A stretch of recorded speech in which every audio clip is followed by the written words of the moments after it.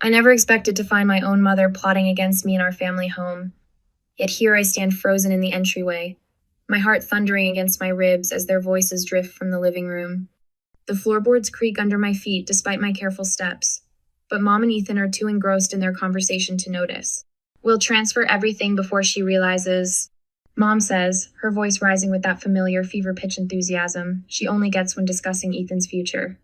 The inheritance, the property rights, it's all going to you. My hand finds the doorframe, steadying myself as the words sink in. Through the gap in the door, I watch my younger brother sprawl across our worn leather sofa, his expression smug as he scrolls through his phone. He barely glances up at Mom, who paces the room with animated gestures, practically glowing with determination.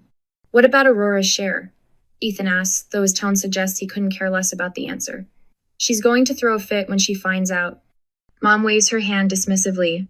She'll understand that this is for the best. You're the one with real potential, sweetheart. Aurora's just drifting. No direction, no ambition. This money would be wasted on her. The words hit like a physical blow.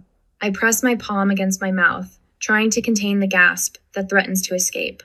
The stained glass windows cast afternoon light in fractured patterns across the room, distorting everything in shades of blue and amber. How fitting that even the light in this house refuses to show things as they truly are. Besides, Mom continues, she's too soft, just like her father was, always letting emotions cloud her judgment. Dad. The memory crashes over me. Sunday morning breakfast, age 7, watching Dad collapse mid-sentence, his coffee mug shattering against the kitchen tile. The paramedics couldn't save him. Mom remarried David within 2 years, desperate for stability, and then Ethan came along. Everything changed after that. My vision blurs as I remember David's gentle encouragement when I made the basketball team. The way he'd attend every game while Mom was busy shuttling Ethan to piano lessons. You've got fire in you, kiddo, David would say. Don't let anyone dim that light. But David's gone now too, and Mom's obsession with Ethan has reached new heights. When are you planning to tell her? Ethan asks, finally setting his phone aside. After everything's settled, Mom replies, it'll be easier that way. Clean and simple. I step into the doorway, unable to contain myself any longer. Why wait? I'm right here. Mom whirls around, her face draining of color. Her mouth opens and closes like a fish gasping for air, the shock of being caught rendering her momentarily speechless. Ethan sits up straighter, his smugness morphing into a dismissive scoff that makes my blood boil. Aurora! Mom's voice shifts into that sickly sweet tone she uses when she's been caught in something unpleasant. We didn't hear you come in, sweetheart. How long have you? Long enough. My voice comes out steadier than I feel, stronger than all the times I've swallowed my hurt before. Long enough to hear you planning to steal my inheritance. That's not. Mom starts, but I cut her off. Don't. The word comes out sharp enough to make her flinch. Don't you dare try to justify this. Ethan stands crossing his arms. Come on, sis. You heard Mom. This is about putting the money where it'll do the most good. You're too emotional to. To what? I step further into the room, my hands trembling but my voice growing stronger with each word. This isn't just about money anymore. It's about every dance recital Mom missed, every achievement dismissed, every time I was made to feel less than. To deserve my fair share, to be treated like an actual member of this family. Mom moves toward me, her hands outstretched in that placating gesture I've grown to hate. Aurora, please try to understand. We're only thinking about what's best for everyone. I back away from her reach, and suddenly I'm alone in the doorway, the space between us charged with decades of hurt and betrayal. Tears burn in my eyes, but there's something else there too, a fire I've kept banked for far too long. My hands clench at my sides as I face the two people who should have loved me best, who instead made an art of making me feel small. The afternoon light streams through the stained glass, painting shadows across the floor between us. In the silence, I can hear the echo of every lie, every manipulation, every moment I doubted my own worth. David's words ring in my ears. Don't let anyone dim that light. 20 years of trying to earn their love. 20 years of watching Ethan get every advantage while I fought for scraps of attention. 20 years of making myself smaller, quieter, less demanding. And for what? To stand here now and discover that even my inheritance, my last connection to Dad, is being stripped away. I lift my chin, meeting Mom's gaze. The weight of this moment presses down on me like a physical thing. I stand at the threshold of a decision that will change everything, stay and fight for what's mine, or walk away and finally free myself from their toxic grip. They're waiting for me to break, to cry, to give in like I always have before. But something has shifted inside me, crystallized by the raw truth of their betrayal laid bare before me. The question isn't whether to fight or walk away. The question is, am I finally ready to shatter every chain they've wrapped around my heart? The old desk drawer groans as I pull it open, sending dust motes dancing in the study's dim evening light. My hands shake as I reach for the hidden compartment David showed me years ago, a secret space behind the bottom drawer, where he kept his most precious documents. You never know when you'll need a safe place, he'd said with that gentle smile of his. How right he was. The family photo that guards the compartment's entrance has faded, the edges curling inward like withered leaves. Behind it, my fingers brush against something stiff in envelope, heavy with the weight of secrets. The family crest gleams dully in the fading light, embossed in gold that's lost its luster. My throat tightens as I unfold the document inside. Legal jargon sprawls across the page in precise lines, but certain phrases leap out like accusations. Sole beneficiary, transfer of assets, Ethan James Rivera. The lawyer's signature and notary stamp stare back at me, transforming suspicion into crushing certainty. Mom didn't just plan to steal my inheritance, Shesh already has. Memories assault me as I sink into David's old leather chair. Mom's dismissive laugh when I made the debate team. The way she'd zone out whenever I spoke about my dreams, her attention snapping back only when Ethan entered the room.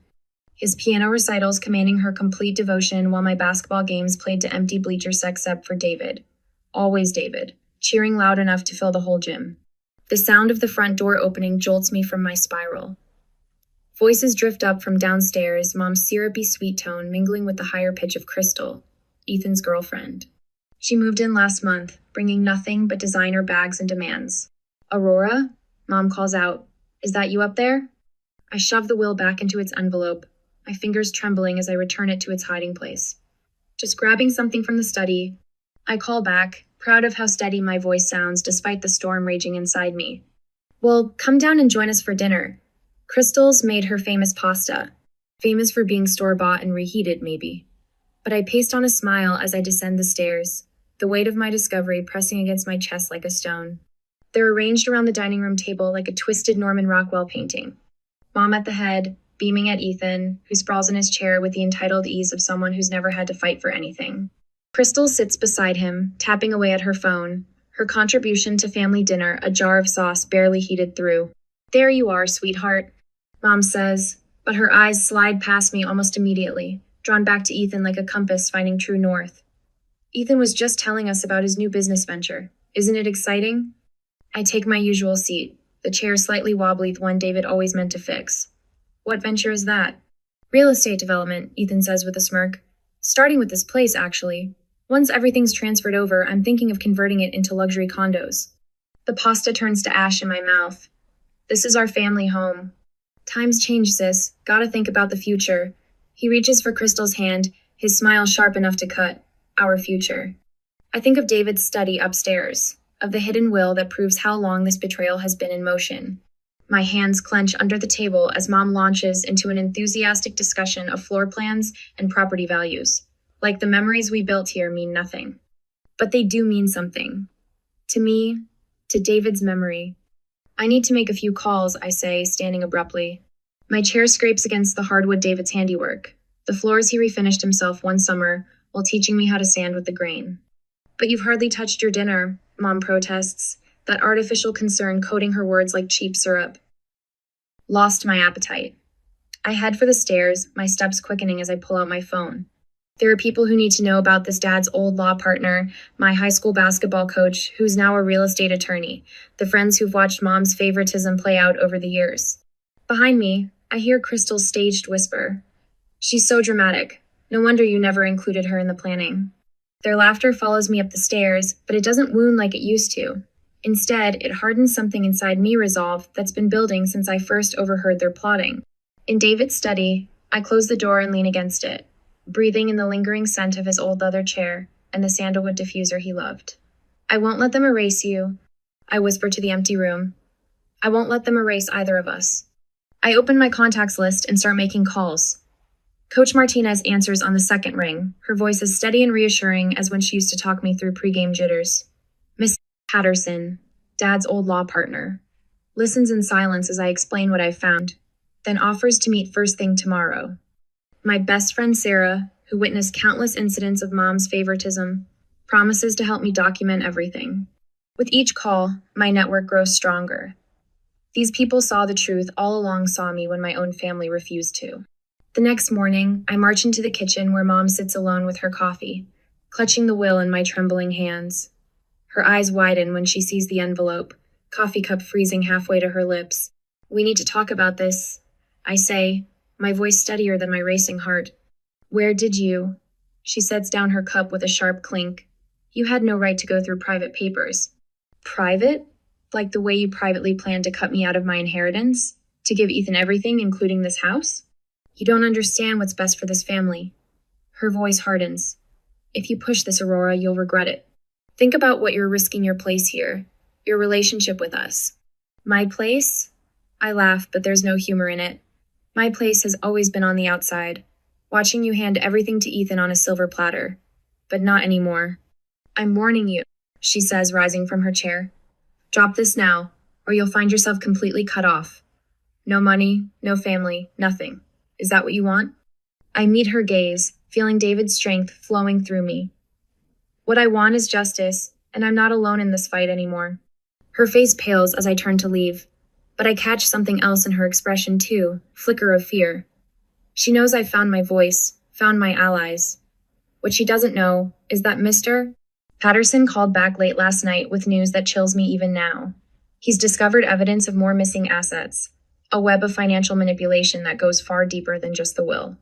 I climb the stairs to David's study, my sanctuary in this storm.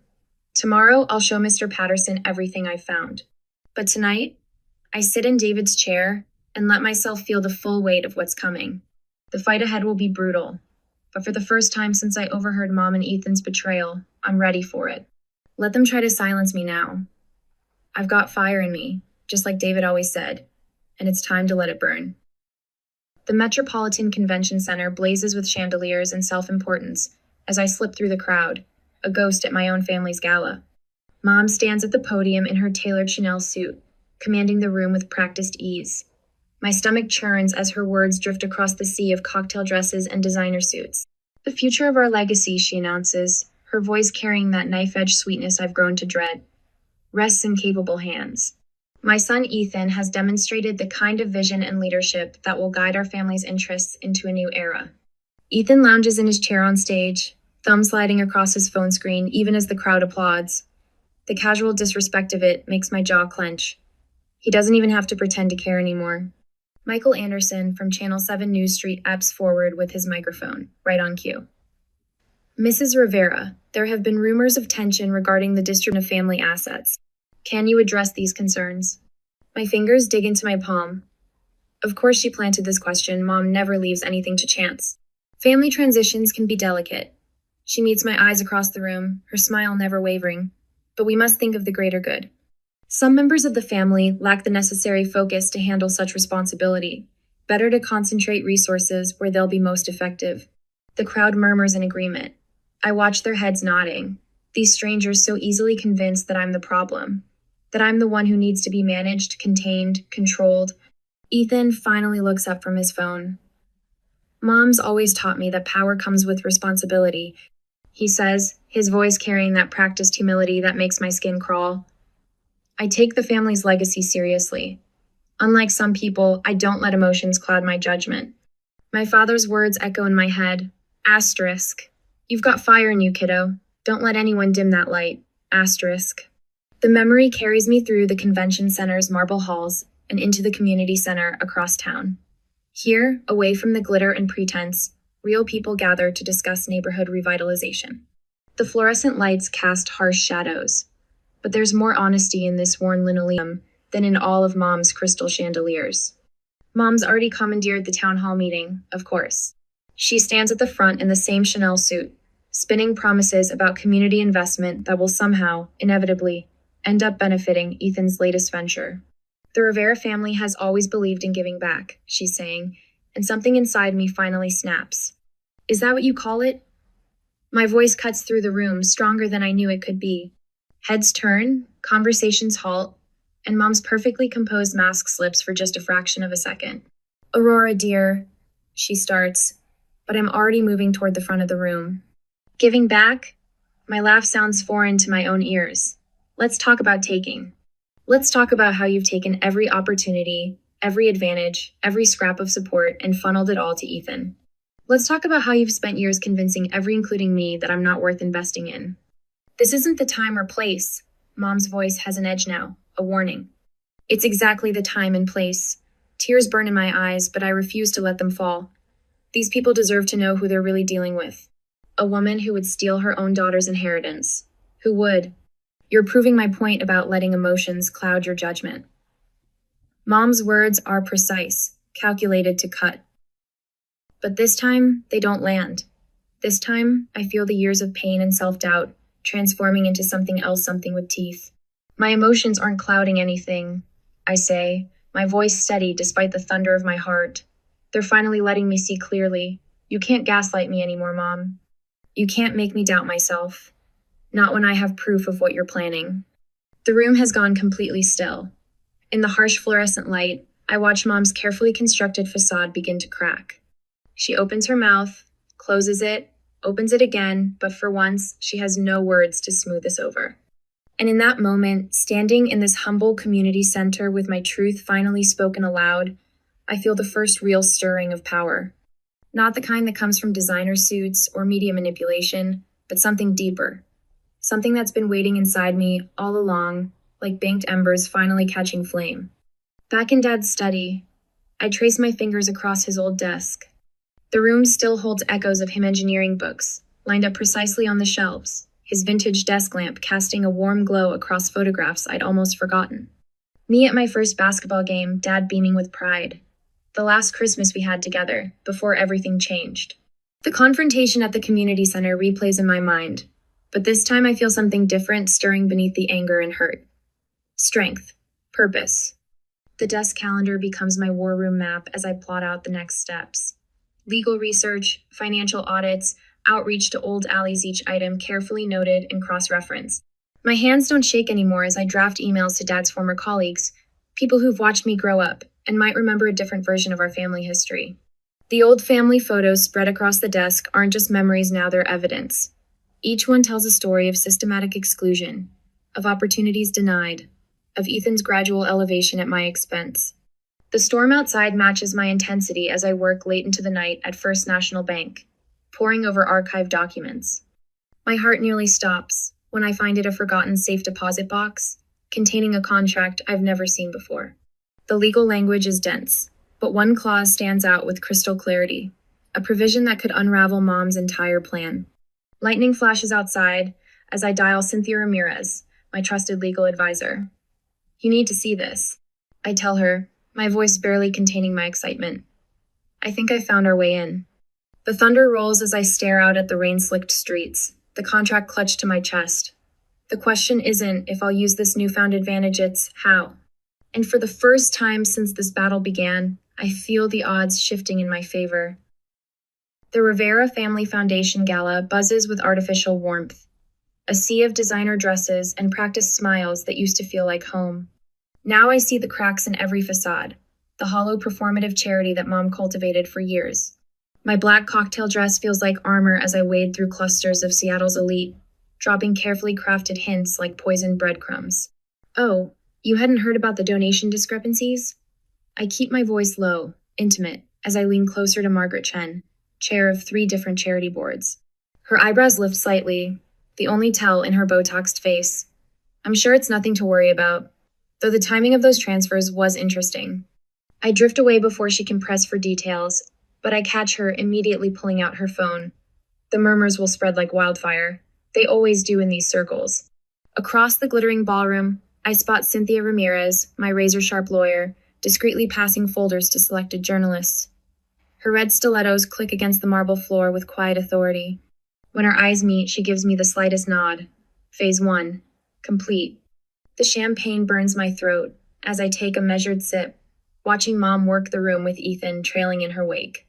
Her coral dress matches the flush rising in her cheeks as she notices the shifted energy, the way conversations pause when she approaches, the subtle withdrawals that leave her grasping at empty air. My phone vibrates. Michael Anderson's message lights up the screen. Ready when you are. I check my watch. 20 minutes until his speech. Already I can see Mom's carefully constructed world beginning to fray at the edges. Ethan's face is glued to his phone, no doubt watching the first wave of social media posts questioning his suspiciously padded resume and the foundation's murky finances. Aurora.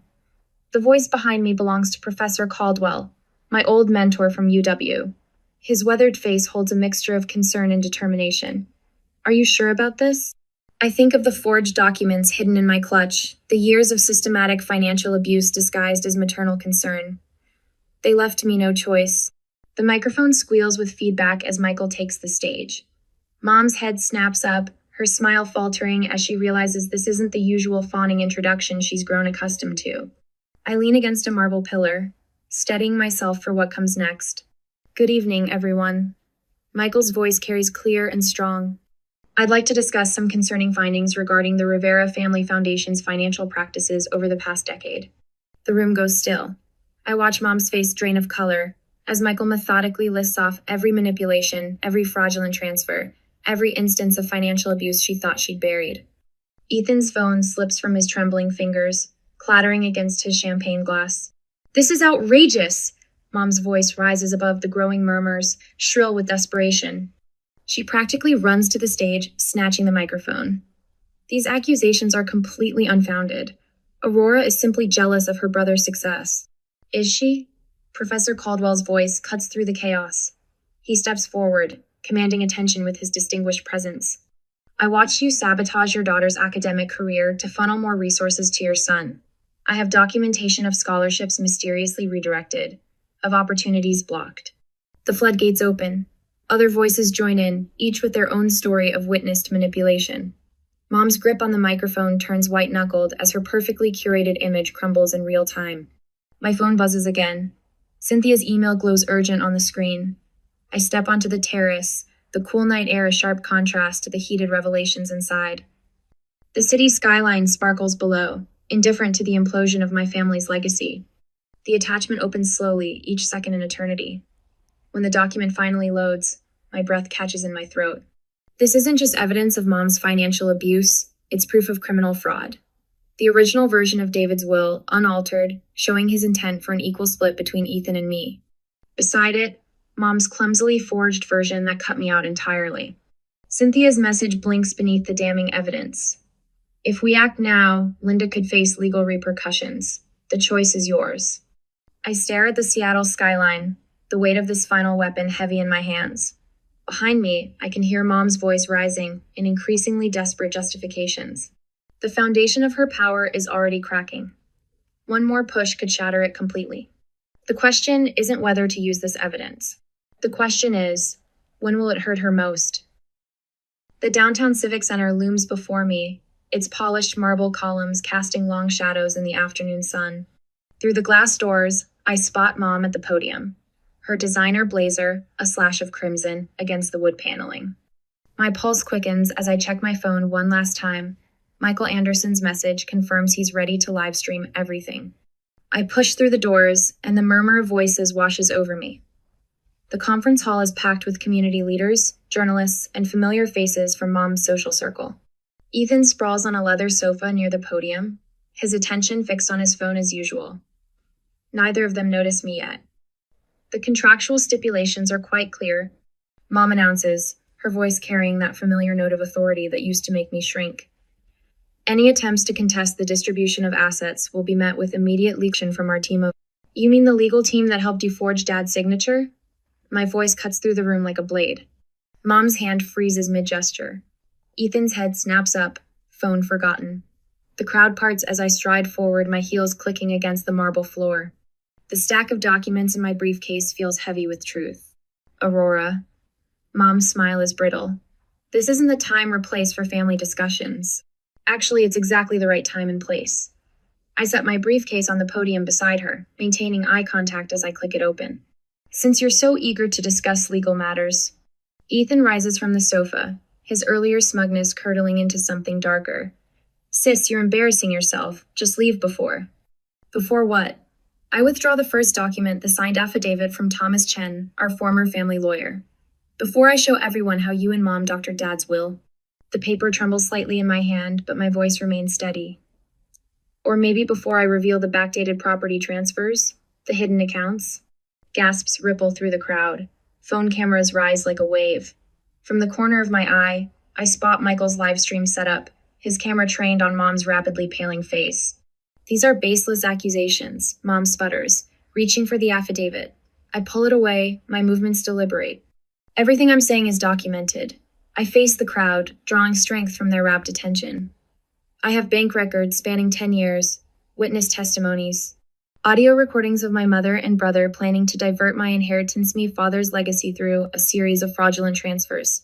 You ungrateful little, Ethan starts forward, but Mom grabs his arm, her knuckles white. I've spent months building this case, I continue, my voice growing stronger with each word. Working with financial investigators, legal experts, even members of this community who witnessed years of manipulation and favoritism. Today, I'm not just reclaiming my inheritance. I'm reclaiming my voice. The room buzzes with whispers and the rapid-fire clicks of cameras. Mom's carefully crafted image of the devoted family matriarch crumbles visibly. I see it in the way her shoulders cave, in how her perfectly manicured hand trembles as she reaches for the podium. Aurora, please, she whispers, but the microphone catches it anyway. We can discuss this privately, as a family. Family? The word tastes bitter. Was it family when you told Ethan I was too emotional, too soft to handle my own inheritance? Was it family when you planned to strip away everything Dad left me while I stood in the doorway, listening to you plot against me? Tears burn in my eyes, but I refuse to let them fall. Not here. Not now. The stained glass windows of the conference hall cast fractured light across the floor between us, so similar to that day in our living room. But this time, I'm not frozen in shock. This time, I'm not backing down. Miss Rivera, Michael Anderson steps forward, his camera still rolling. Would you be willing to share more details about these allegations? I meet Mom's gaze one last time, seeing the desperation there, the silent plea to protect the family's reputation. For a moment, I'm 7 years old again, watching her sweep away the shards of Dad's coffee mug, erasing all evidence of that terrible morning. But I'm not that helpless child anymore. Yes, I tell Michael, opening my briefcase wider. I think it's time everyone knew the truth. In the front row, Cynthia Ramirez, my attorney, nods encouragingly. The documents we've gathered together over months of painstaking work lie before me, each page a brick in the wall of evidence we've built. As I begin to speak, I watch Mom and Ethan exchange glances, their empire of lies crumbling in real time. The truth, as they say, will set you free. But first, it burns. 2 weeks later, I stand in the Central District Court, my heart hammering against my ribs as Judge Marshall reviews the final pieces of evidence. Cynthia's presentation has been masterful, methodically dismantling every counter-argument Mom's lawyers attempted to construct. Given the overwhelming evidence presented, Judge Marshall's voice fills the courtroom. This court finds in favor of the plaintiff, Aurora Rivera. The attempted transfer of assets is hereby nullified, and all inherited properties are to be returned to their rightful owner immediately. The gallery erupts in muffled cheers. I exhale slowly, years of tension finally releasing from my shoulders. Mom sits rigid in her chair, her face a mask of disbelief. Ethan's already storming out the back door, his footsteps echoing through the courthouse. Outside, the afternoon sun bathes the courthouse steps in golden light. A crowd has gathered friends, supporters, even some distant relatives who finally saw through Mom's manipulation. Their cheers wash over me as I step into the light. Aurora! Someone thrusts a microphone forward. How does it feel to finally achieve justice? I pause, considering my words carefully. This isn't just about justice for me. It's about standing up to toxic family dynamics that too many people suffer in silence. Sometimes the hardest battles are fought against the people who should love us most. As the crowd disperses, I catch a glimpse of movement in the shadowed alley beside the courthouse. Mom and Ethan huddle together, their heads bent close in whispered conversation. Their eyes track me with a familiar calculation that sends a chill down my spine. I turn away, squaring my shoulders as I descend the courthouse steps. Let them plot, let them scheme.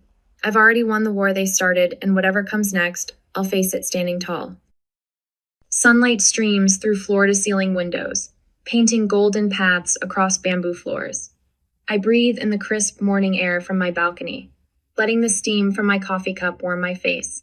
No more tiptoeing through shadowed hallways or bracing for acidic comments over breakfast.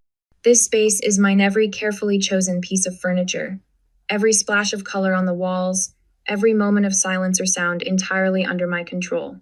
I trace my fingers along the framed photograph of David on my entry table, his proud smile frozen in time as he stands beside my younger self at a basketball game. You were right, I whisper, adjusting the vintage basketball beneath it, signatures faded but still visible.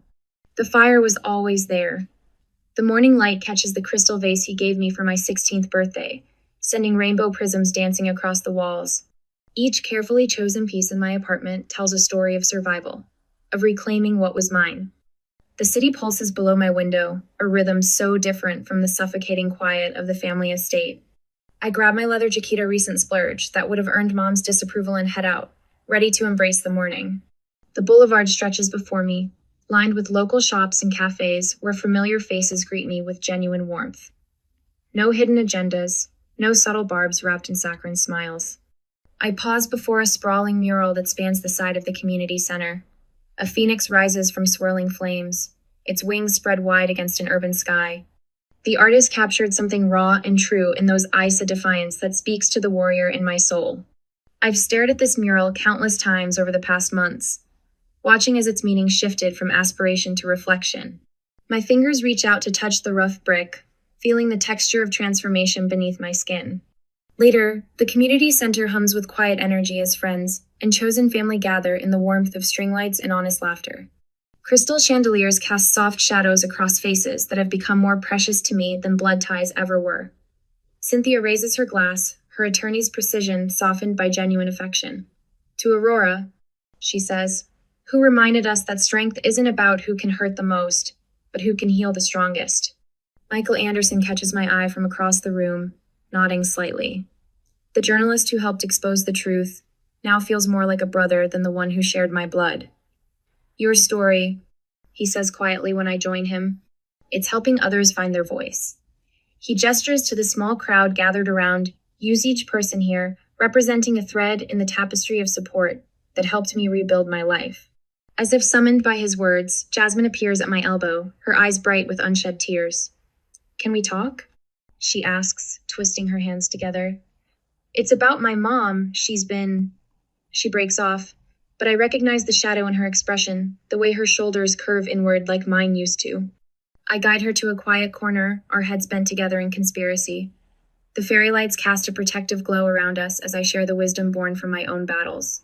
Start from the beginning, I tell her, my voice steady with the certainty of someone who's walked through fire and emerged stronger. I'm listening. In her trembling hands and wavering voice, I see my past self, and in my ability to help her, I see how far I've come. The setting sun paints the highway in shades of amber, and promise as I drive home, my restored '67 Mustang purring beneath me. A now hiring sign glows at the construction site where I've been consulting, its bold letters a beacon of opportunity. The last rays of daylight catch my rearview mirror, and for a moment I glimpse a fading billboard in the distance, the family estate looking more like a mausoleum than a home. Each mile marker triggers a memory, the breakfast that changed everything, the hidden documents, the final confrontation that shattered their control. Mom's face when she realized she'd lost her power over me. Ethan's stunned silence as his carefully constructed world of privilege crumbled. But these memories don't sting anymore. They're just chapters in a story I've survived, stepping stones that led me here. The road stretches ahead, endless with possibility. Something builds in my chest, not the old, familiar ache of betrayal, but something lighter, something that feels like freedom, like future, like flight. The engine roars as I accelerate, leaving the shadows of the past in my wake. What bold new heights await? The question hangs in the air like a challenge, like a promise, like a phoenix's first taste of open sky.